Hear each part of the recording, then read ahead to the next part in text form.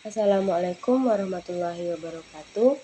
Perkenalkan saya Selin Nati Putri dengan NPM 2281101134. Nah, di sini saya akan mempresentasikan hasil belajar saya statistik dengan materi kurva normal.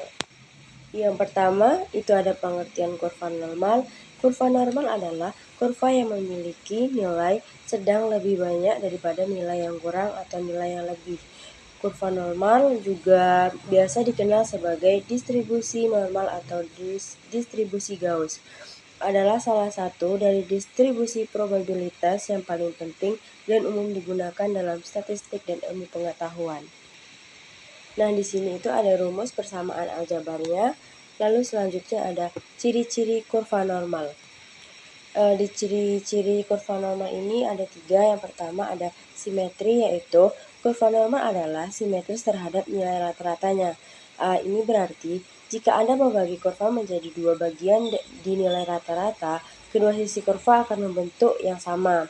Lalu yang kedua ada bentuk lonceng, yaitu kurva normal memiliki bentuk seperti lonceng atau lonceng terbalik.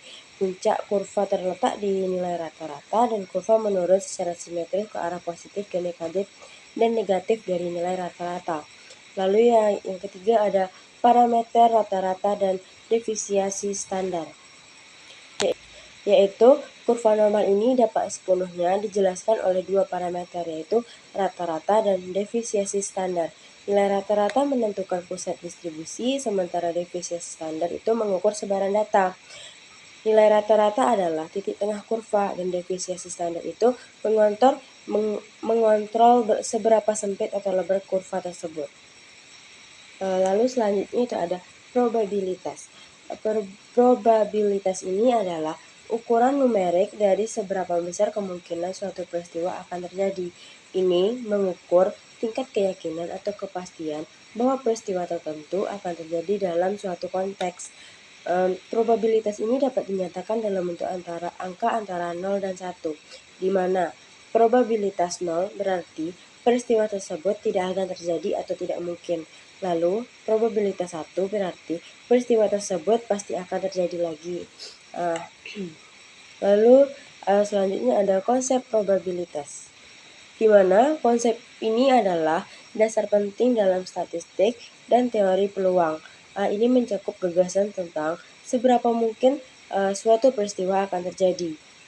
Beberapa konsep dasar probabilitas ini meliputi yang pertama ada ruang sampel, yang kedua ada peristiwa atau event, yang ketiga probabilitas, yang keempat kemungkinan relatif, yang kelima probabilitas teoretik, yang keenam kaidah probabilitas, yang ketujuh itu probabilitas bersyarat, dan yang terakhir teorema Bayes. Lalu selanjutnya itu ada untuk mengoperasikan perhitungan probabilitas, terutama dalam konteks distribusi normal, dapat mengikuti langkah-langkah berikut ini, yaitu ada 7. Yang pertama, mengidentifikasi variabel dan parameter. Yang kedua, menentukan rentang nilai. Yang ketiga, gunakan tabel Z atau perangkat lunak. Nah, yang keempat, konversi nilai ke Z-score. Nah, yang kelima, cari probabilitasnya. Yang keenam, interpretasikan hasil, perhatikan peringkat. Lalu yang ketujuh, perhatikan arah tanda. Yang terakhir ini ada hubungan antara probabilitas teoretik dan empirik. Itu ada 3, yaitu validasi model teoretik, perbandingan dengan data aktual, dan perbaikan model. Hubungan ini probabilitas teoretik didasarkan pada rumus matematis yang menggambarkan distribusi normal, sedangkan dalam empirik itu diperoleh dari pengamatan data aktual yang mengikuti distribusi normal.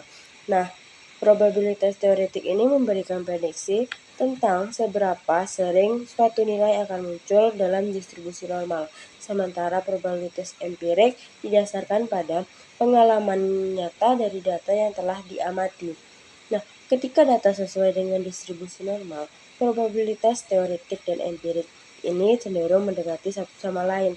Tapi dalam situasi nyata ada selalu variabilitas yang dapat menyebabkan perbedaan antara keduanya.